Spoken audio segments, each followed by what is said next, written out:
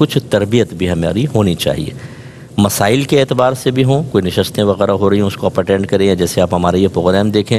اور اسی طریقے سے اپنی باطنی تربیت کا اہتمام، اپنے بچوں کو اگر لے جا رہے ہیں تو ان کو پہلے سمجھا کے لے کے جائیں کہ بیٹا وہاں کسی چیز پہ تنقید نہیں کرنی ہے، مکہ اللہ کی رحمت کا مقام ہے اور مدینہ منورہ میرے آقا صلی اللہ علیہ وسلم کا جائے ہجرت ہے، ان دونوں مقامات پہ ادب ہے، احترام ہے، گھر والوں کا ذہن بنا کر جائیں کہ ہم وہاں آرام کرنے نہیں جا رہے، آسائشوں کے حصول کے نہیں جا رہے، بلکہ وہ تو سمجھ لیں ایک اپنے نفس کے ساتھ جہاد ہے، یہ بہت ضروری ہے تاکہ وہاں جا کے بالکل صبر و تحمل، اور گھر کے سرپرست کو خاص طور پر تحمل کا مظاہرہ کرنا چاہیے۔ ابا ہی غصیلے ہوں تو پھر وہی چیزیں بچوں کے اندر بھی منتقل ہوتی ہیں اور ثواب کے ضائع ہونے کا اندیشہ ہے، اور ہو سکتا ہے کہ ہم گناہگار بھی ہو جائیں۔ اب جب یہ حج کے لیے روانہ ہوتے ہیں تو یہ کچھ ضروری اقدامات کرنا بہتر ہوتا ہے کہ مثال کے طور پہ اگر آپ کسی سے ناراض ہیں اور دنیاوی وجوہات کی بنا پہ ہیں، ناراضگی ختم کر دیں، کوئی امانت آپ کے پاس ہے تو دے دیں، ہو سکتا ہے واپس آنے کا موقع نہ ملے، اگر قرضہ ہے تو قرضہ لوٹا دیں۔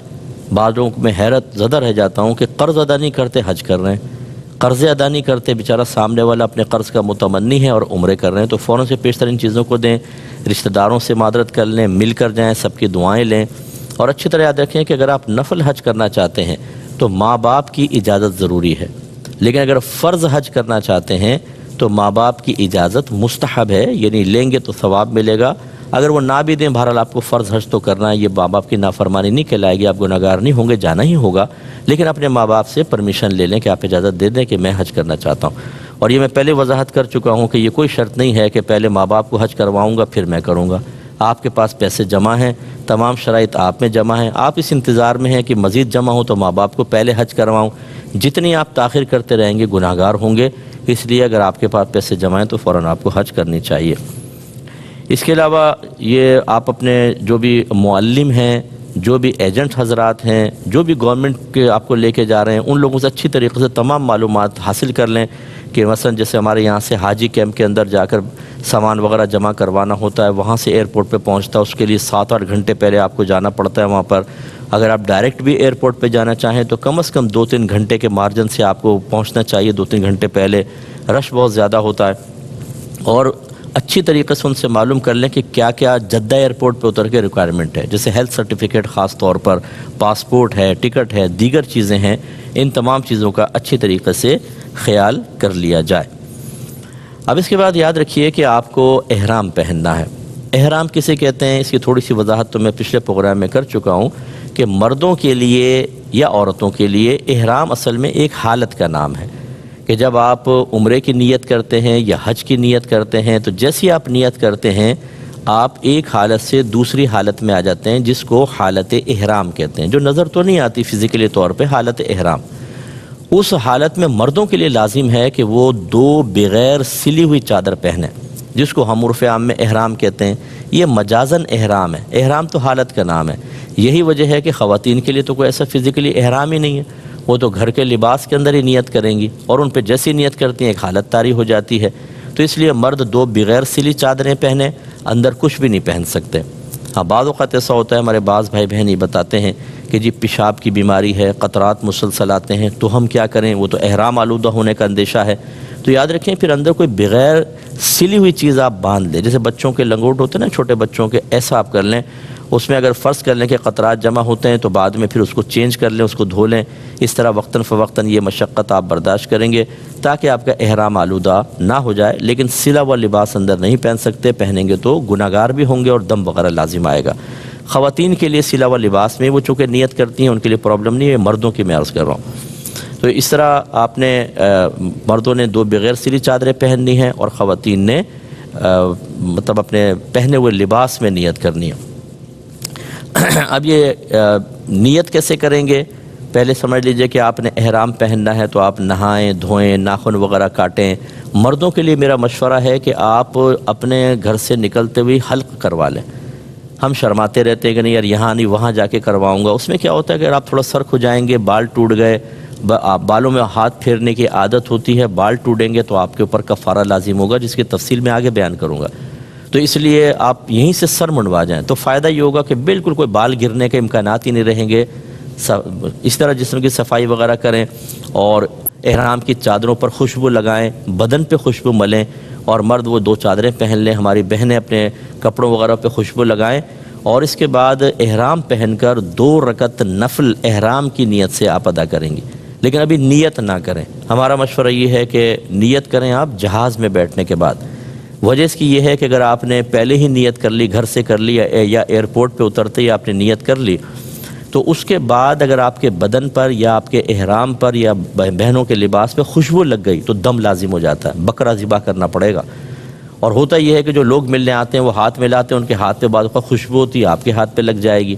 لوگ گلے ملتے ہیں، ان کی وہ خوشبو بعض اوقات منتقل ہو جاتی ہے۔ گلاب کے ہار ڈالتے ہیں، اس میں اسمیل ہوتی ہے، اس کی بھی ذرا احتیاط کریں۔ تو خلاصہ کلام یہ ہے کہ آپ احرام کی پہن لیا آپ نے، اور آپ نے نفل وغیرہ ادا کر لیے، ابھی نیت نہ کریں، نیت آپ جہاز میں بیٹھ کر کریں گے۔ لوگوں سے مل لیں، اس کے بعد آپ جہاز میں آ گئے۔ تو ایک بات یہ بھی یاد رکھیے کہ اگر کوئی اس وقت، جیسے ہماری بعض بہنیں ہوتی ہیں، انہیں عمرے پہ جانا ہے یا حج پر جانا ہے اور وہ ایام ان کے سٹارٹ ہو جاتے ہیں، تو ہماری بہنیں پوچھتی ہیں کہ کیا ہم احرام کی نیت کریں نہ کریں؟ بالکل آپ کریں گی۔ احرام کی نیت کرنے کے لیے پاک ہونا لازم نہیں ہے۔ آپ اس ناپاکی کی حالت میں بھی اگر احرام کی نیت کر لیں گی تو حالت احرام میں داخل ہو جائیں گی۔ ہماری بہنیں نیت کر لیں، وہ حالت احرام میں آئیں گی، اور وہاں جا کے لیکن جب تک حالت حیض قائم ہے وہ عمرہ وغیرہ نہیں کریں گی، ویٹ کریں گی جب حیض ختم ہوگا پھر وہ عمرہ کریں۔ لیکن وہ نیت ضرور کریں گی۔ یاد رکھیں اگر آپ بغیر نیت کے چلی گئیں تو دم لازم ہوگا، کیونکہ ایک ایسا 5 ایسے ایریاز ہیں جس کا نبی کریم نے نام لیا باقاعدہ کہ ان سے آگے اگر کوئی نکلے اور مکے جانے کا ارادہ ہو اور بغیر احرام کے نکل جائے تو اس پہ دم لازم ہو جائے گا، یعنی بکرا یا دمبا ذبح کرنا لازم ہو جاتا ہے۔ ان مقامات کو کہتے ہیں میقات۔ جیسے ہمارے پاکستان ہندوستان سے جو جاتے ہیں تو ان کی میقات یلملم ایک جگہ ہے، یلملم، اور وہ جہاز کے سفر کے دوران ہی آتی ہے بیچ میں۔ اب اگر ہماری کوئی بہن یہاں نیت نہ کرے کہ نہیں میں تو حالت حیض میں مکے میں جا کے کروں گی، تو جیسی میقات سے گزریں گی بغیر آپ احرام کی گئیں آپ پہ دم لازم ہو جائے گا، اس لیے احرام کی نیت لازم ہوگی، کر لیں لیکن عمرہ وغیرہ ادا نہیں کریں گے۔ اس کے بعد جب یاد رکھیں کہ اب آپ جہاز میں بیٹھ گئے، فارغ ہو گئے، اب آپ نیت کریں عمرے کی۔ نیت دل کے پختہ ارادے کو کہتے ہیں۔ آپ دل میں ارادہ کر لیں بس آپ ہو جائیں گے محرم۔ لیکن اگر آپ زبان سے الفاظ کو ادا کرنا چاہیں تو کوئی حرج نہیں ہے، یہ کوئی زبان سے ادا کرنا لازم نہیں ہوتا، دل میں نیت ضروری ہے۔ الفاظ یہ ہیں کہ اللہم انی ارید العمرہ، اے اللہ بے شک میں عمرے کا ارادہ رکھتا ہوں، فیسرہا لی وتقبلہا منی، تو اسے میرے لیے آسان کر دے اور اسے میری طرف سے قبول فرما، واعنی علیہا وبارک لی فیہا، اور اس پر میری مدد فرما اور اس میں میرے لیے برکت پیدا فرما۔ نویت العمرۃ، میں عمرے کی نیت کرتا ہوں، واحرمت بہا للہ تعالی، اور میں نے اللہ تعالیٰ تیری رضا کی خاطر احرام کا ارادہ کیا، یہ میں احرام میں آتا ہوں۔ اس کے بعد یاد رکھیں جب آپ نیت کر لیتے ہیں تو پھر آپ کم از کم ایک بار تلبیہ پڑھیں گے، لبیک اللہم لبیک لبیک لا شریک لک لبیک ان الحمد والنعمت لک والملک لا شریک لک۔ یہ حالت احرام میں آنے کے بعد ایک بار تلبیہ پڑھنا لازم ہے، سمجھ لیں، پھر آپ حالت احرام آپ کی پختہ ہو گئی گویا کہ۔ اور 3 بار مستحب ہوتا ہے، مرد اتنی آواز سے پڑھیں گے کہ اپنے کان تک آواز پہنچیں، اور ہماری بہنیں آہستہ آواز میں پڑھیں گی۔ اور پھر آپ جہاز میں بیٹھ گئے، بیٹھتے ہی نیت کر لیں، دیر مت کیجیے گا۔ اس میں بھی کیا ہوتا ہے کہ بعض اوقات جیسے ہم کھانا وغیرہ کھاتے ہیں، ہم کہتے ہیں چلو بعد میں کر لیں گے، وہ جہاز میں باقاعدہ اعلان ہوتا ہے کہ میقات آنے والی ہے، آپ نیت کر لیں، لیکن کھانا کھانے کے بعد بعض اوقات انسان سو جاتا ہے۔ کتنے لوگ سو جاتے ہیں اور انہیں احساس نہیں ہوتا، اور سوتی حالت میں اگر آپ میقات کراس کر گئے اور آپ نے اس سے پہلے نیت نہیں کی تھی تو دم لازم ہو جائے گا۔ اس لیے آپ جہاز میں آرام سے بیٹھ گئے، سامان وغیرہ رکھ دیا، نیت کر لیں، اور اگر آپ قافلہ ہے آپ کے ساتھ تو سب کو اجتماعی نیت بھی ہو سکتی ہے۔ تلبیہ وغیرہ پڑھنے کے بعد پھر آپ، اب تلبیہ کی بڑی فضیلت ہے۔ حضرت ابو ہریرہ رضی اللہ تعالی عنہ سے مروی ہے کہ جب لبیک کہنے والا لبیک کہتا ہے تو اسے خوشخبری سنائی جاتی ہے۔ عرض کی گئی یا رسول اللہ کیا جنت کی خوشخبری سنائی جاتی ہے؟ آپ نے شاید فرمایا کہ ہاں، یعنی تلبیہ کتنی افضل چیز ہے کہ جب آپ نیت کرتے ہیں احرام کی اور تلبیہ پڑھتے ہیں تو حاجی کے لیے جنت کی بشارت ہوتی ہے۔ اور یاد رکھیں کہ جب تک آپ طواف شروع نہیں کریں گے عمرے کا، آپ یہ تلبیہ پڑھتے رہیں۔ سب سے افضل ذکر اب یہ ہے،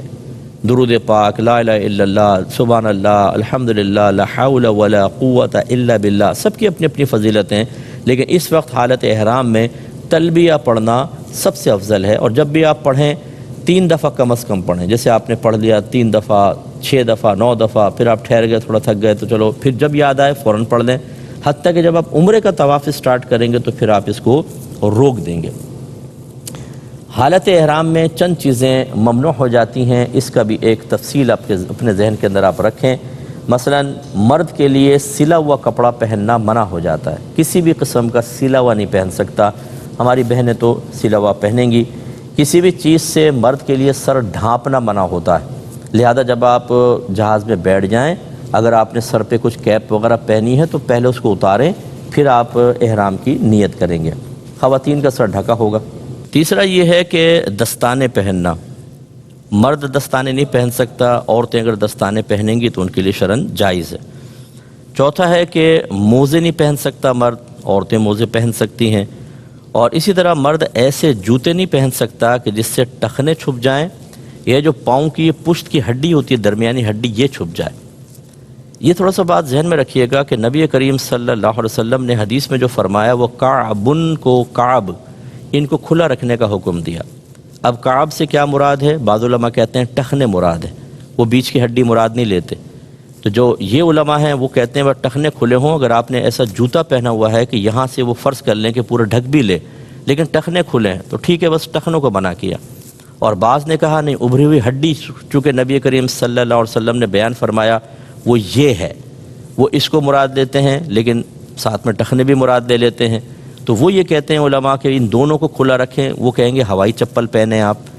تو بتانا یہ مقصود ہے کہ احتیاط اسی میں ہے کہ جب علماء کا اختلاف ہو تو ایسی جوتی استعمال کریں جس میں بیچ کی ہڈی بھی نہ چھپے اور ٹخنے بھی کھلے رہیں، ٹھیک ہے نا۔ لیکن اگر آپ کسی شخص کو یہ دیکھتے ہیں کہ اس نے کسی مفتی صاحب سے پرمیشن لے لی ہے اور وہ کہتے ہیں کہ ٹھیک ہے آپ ایسے جوتا پہن سکتے ہیں کہ آپ کے پاؤں کی پشت چھپ جائے تو کوئی بات نہیں، ٹخنے بس کھلے رہیں، تو آپ کو کسی پر اعتراض نہیں کرنا ہے۔ آپ کو نظر آئے گا لائن میں کھڑے ہوئے جوتے پہن کے کھڑے ہوتے ہیں، بعض ربڑ کے جوتے ہوتے ہیں جس میں چلنا بہت ایزی ہو جاتا ہے لوگوں کے لیے، تو آپ نے فتویٰ جاری نہیں کرنا ہے کیونکہ اس میں اختلاف ہے۔ محتاط مسئلہ یہی ہے، احتیاط کا تقاضا یہ ہے کہ ٹخنے بھی کھلے ہوں اور پاؤں کی پشت بھی، یعنی جو پاؤں کی درمیانی ہڈی ہے یہ بھی کھلی ہونی چاہیے۔ اس کے بعد چہرہ ڈھانپنا، یاد رکھیں یہ مرد عورت دونوں کے لیے لازم ہے، اور چہرہ ڈھانپنا منع ہے۔ حالت احرام میں حرام کام کی ہم تفصیل بیان کر رہے ہیں، تو چہرہ کھلا رکھنا واجب ہے، مرد کے لیے بھی اور خواتین کے لیے بھی۔ وہ اس طرح پورا یہ ٹکلی کھلا رکھیں گی۔ بعض بہنیں ایسی ہوتی ہیں کہ جو نہیں چہرہ کھولتی ہیں تو ان کے لیے پھر حکم یہ ہوتا ہے کہ وہ ایک جیسے وہ کرکٹ کیپ ہوتا ہے نا، ایسا لے کر یہ مل جاتا ہے بازار سے، اس کے آگے وہ ایک پردہ سا لگا لیتی ہیں، تو اب وہ چہرے پہ نہیں لگتا۔ چہرے پہ لگنا منع ہوتا ہے کہ اگر آپ کو کپڑا چہرے پہ لگائیں گی تو وہ منع ہوگا، وہ دور رہتا ہے اس کو لیکن پکڑ کے رکھنا ہوگا، کیونکہ اگر وہ ہوا سے اڑ کر چہرے پہ لگے گا تو بہرحال اس پر بھی مسائل ہوتے ہیں۔ یہ آگے میں جب کفارے بیان کروں گا تو اس میں پوری تفصیل سے آپ کو ذکر کر دوں گا۔ اور اس میں پھر یہ بھی ہوتا ہے کہ بعض بہنوں کو صحیح نظر نہیں آتا، بیچارے ٹھوکریں کھاتی رہتی ہیں، یہ یوں کر کے دیکھتی رہتی ہیں۔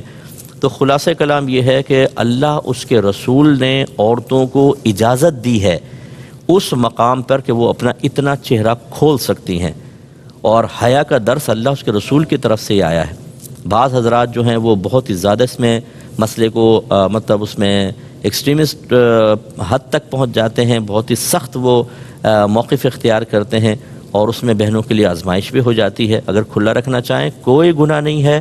کھول سکتی ہیں، اور کھلا رکھنا بلکہ واجب ہے، یعنی کپڑا منہ پہ نہ لگے، تو اس کے لیے پھر وہ تو کیا، اگر زیادہ وہ ہے تو کیپ والا کریں۔ یہ بھی ہو سکتا ہے کہ آپ کوئی گتا وغیرہ ایسا رکھیں جیسے کوئی یوں کر کے سامنے رکھ لیں آپ جب باہر نکل رہی ہیں یا طواف کر رہی ہیں خاص طور پر۔ اب دیکھیں نا، مطاف کے اندر اتنا رش ہوتا ہے کہ مرد عورت اس طریقے سے پیک چل رہے ہوتے ہیں، تو اب اس میں جسم بھی ٹچ ہو جاتا ہے۔ دیگر شریعت جانتی ہے، اللہ جانتے ہیں، اس کے رسول جانتے ہیں کہ کیا معاملات ہونے والے ہیں، اس کے باوجود وہاں پرمیشن دی ہے۔ مرد کو، عورتوں کو حکم دیا ہے کہ اپنے نفس کو قابو میں رکھیں، نگاہوں کے قابو میں رکھیں، اور یہ ایک آزمائشی مناسک ہیں، آپ غور کریں تو نگاہوں کی بھی حفاظت کرنی ہے،